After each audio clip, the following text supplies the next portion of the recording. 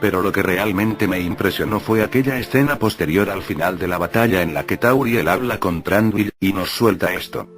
Si esto es el amor, no lo quiero. Arrebatádmelo. Por favor.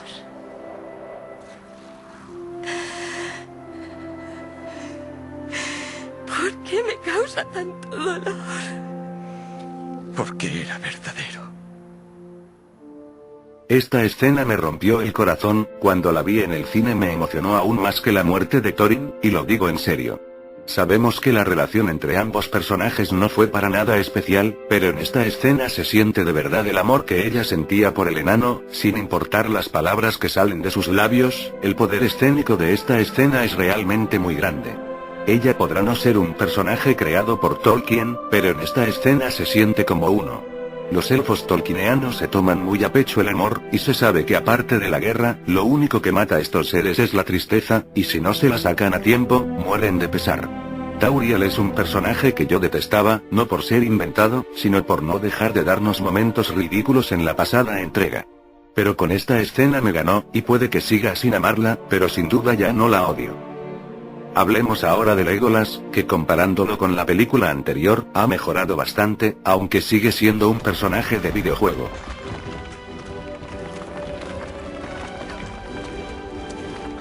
Pero pese a ello, vuelve a ser un personaje tridimensional, o al menos carismático.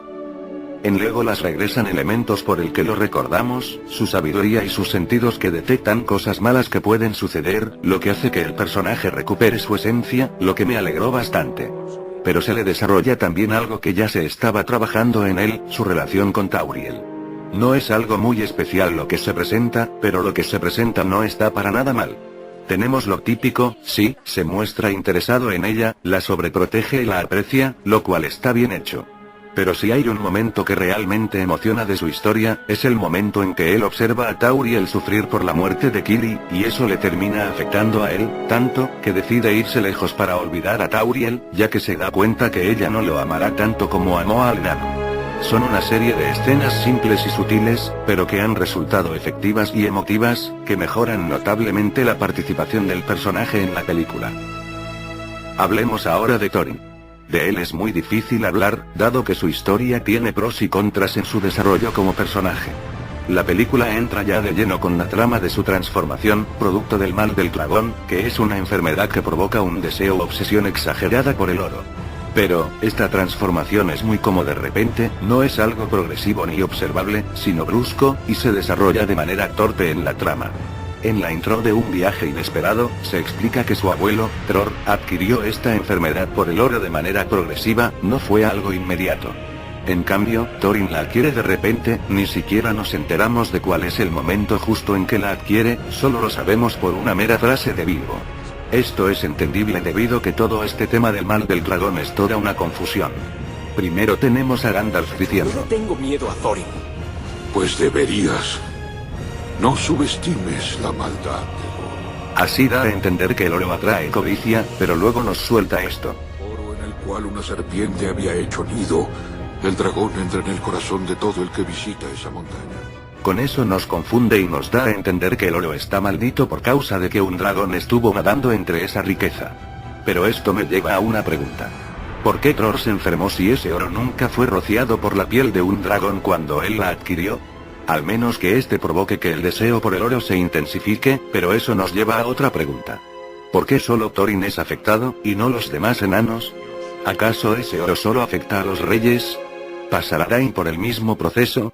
En fin, cada pregunta sobre este tema nos llevará a otra pregunta. Con todo esto digo, ¿por qué no seguir simplemente la línea original del libro y poner que Thorin solo quería defender ese oro por ser la riqueza de sus antepasados, además de la simple codicia que atrae la riqueza, en lugar de agregar toda una trama sin sentido alrededor de una supuesta enfermedad? De hecho, así hubiese sido mejor porque tendría mucho más significado y las palabras de Thorin antes de morir tendrían más sentido. Esta trama lo único que hace es complicar las cosas y para mal, porque no nos trae escenas muy buenas que digamos. La escena en que Thorin vuelve a la normalidad no es muy convincente. Aunque hay algo bueno de esto, y es la actitud de los enanos y Bilbo frente a esto.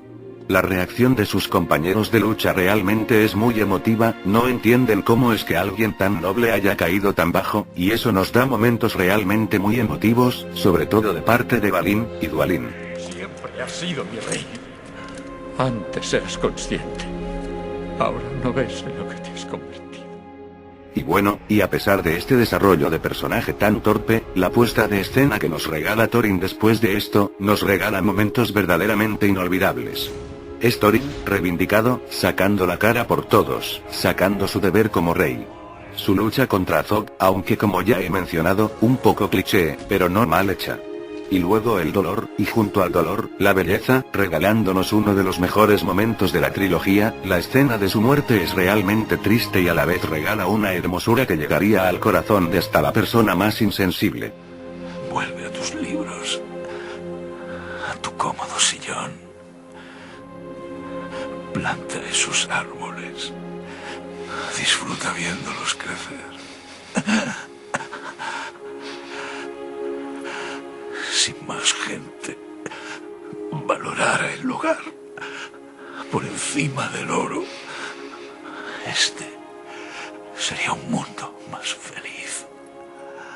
Sin duda, Thorin es un personaje que no tuvo mucha suerte como para tener un desarrollo bien hecho, pero su historia termina de la manera tal y como se le intentó mostrar desde el principio, de una manera honorable.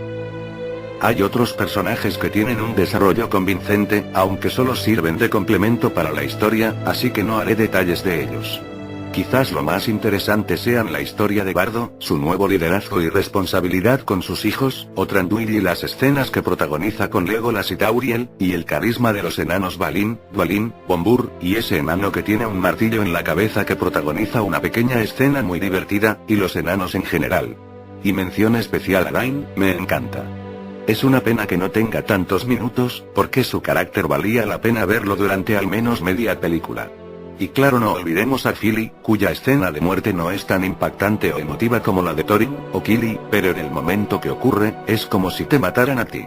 Y a mí personalmente no me molesta tanto Alfric, como a la mayoría, es un personaje detestable, pero tampoco está hecho para caer bien. El que decepciona es Beor, solo aparece menos de 30 segundos y no aporta mucho que digamos. Por último hablaremos de Bilbo. Es imposible analizar su historia sin Thorin. En esta película su amistad con Thorin parece tener mayor conexión. El desarrollo de Bilbo en esta cinta se centra más en la amistad entre los dos, lo cual es algo que le da un desarrollo de personajes más convincente a la película.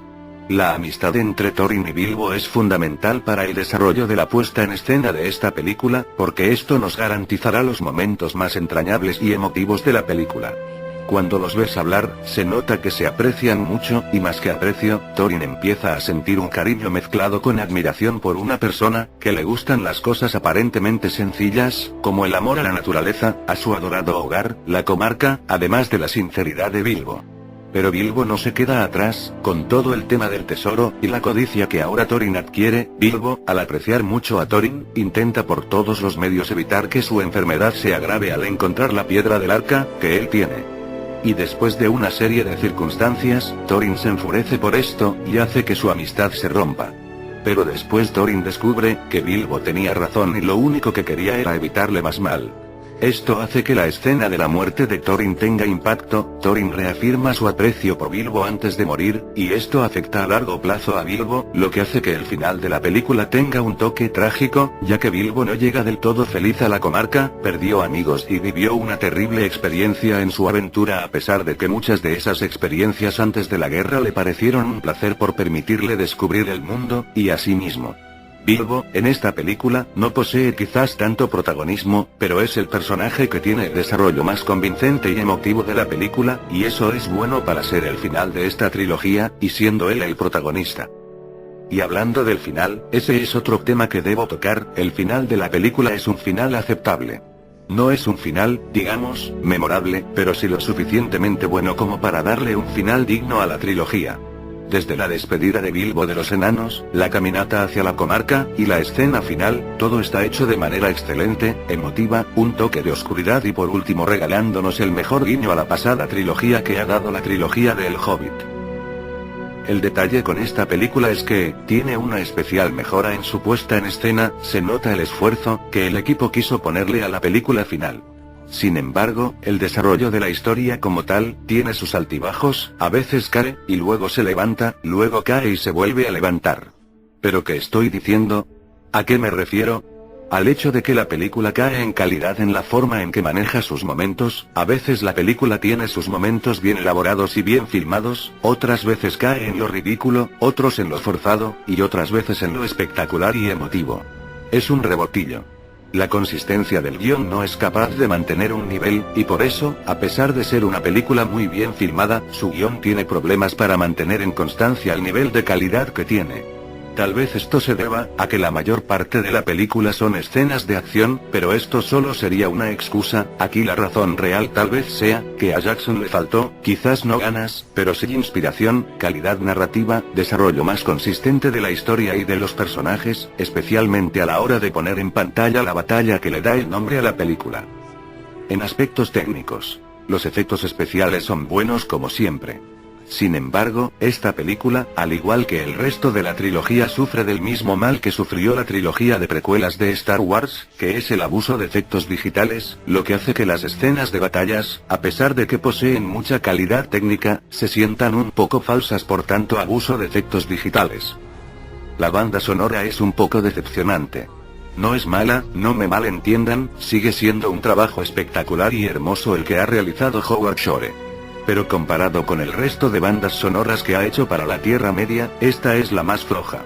Sin embargo, eso no quiere decir que no haya dejado algún que otro tema hermoso o épico que destaque, especialmente los temas finales, Fire No Other, Iron Foot, pero sobre todo, el hermoso tema interpretado por Billy Boyd, The Last Goodbye, que junto con Into the West, es el mejor tema interpretado de la música de la Tierra Media. Sin exageración, merecía una nominación al Oscar, y hablo en serio. En conclusión, El Hobbit: La batalla de los 5 ejércitos es mejor película que La desolación de Smaug, pero es inferior a Un viaje inesperado. Posee un mejor desarrollo de personajes, situaciones más interesantes, una bella puesta en escena mucho mejor desarrolladas que la película anterior. Pero lamentablemente es opacado por sus enormes defectos, en la que empiezas ya a dudar de la competencia de Jackson como director. Pese a ello, posee un buen final de trilogía, algún que otro elemento de gran potencia y belleza que hace que la película se disfrute, incluso más que las otras dos, pese a sus problemas. Así que mi puntuación final es de 7.5 estrellas de 10, es un final digno, pudo ser mejor, pero tampoco está mal, es una película disfrutable. Antes de terminar, haremos una comparativa de diferencias como adaptación con el libro. Philly y Killy no mueren tal y como pasa en la película. En el libro, rodeados de enemigos, mueren defendiendo a Thorin de estos enemigos. No nos llegamos a enterar del todo cómo se produce esto debido a que el libro está escrito bajo la perspectiva de Bilbo, y para ese momento Bilbo ya estaba desmayado producto de un golpe en la cabeza. Y hablando de desmayos, Bilbo casi no participa en la batalla. Cuando esta empieza, para no sufrir daños, se pone el anillo, y se oculta de los enemigos mediante el poder de invisibilidad que da este, y luego se golpea la cabeza con una piedra y se desmaya. Thorin no muere a manos de Azot el Profanador, este es emboscado por un grupo de orcos en el cual Thorin es el único sobreviviente de entre Philly, Killy y él mismo, aunque obviamente no por mucho tiempo. Las heridas terminan matándolo tiempo después, como pasa en la película. De hecho, Azot, y eso es algo que nunca he mencionado en estas críticas, ni tan siquiera aparece en la batalla, quien comanda la batalla es su hijo, Bolgo. De hecho Azot ni aparece en el libro, solo es mencionado, y se dice que este muere a manos de Dain Pie de Hierro años antes. De hecho Bolgo comanda esta batalla al enterarse que el asesino de su padre se dirige a la montaña solitaria a comandar una batalla contra elfos y hombres. Como adaptación, esta película no es la mejor, pero pese a ello, el resultado como película en sí, no ha estado mal. Pudo haber sido mejor, eso sí, o tal vez pudo haber sido peor, pero no se puede hacer nada ya. Bueno señores, hasta aquí llega el especial del Hobbit, espero lo hayan disfrutado hasta el final. Y estén pendientes. Puede que haya más sorpresas sobre esta trilogía en el canal. Y bueno, nos vemos en el próximo proyecto. Chao.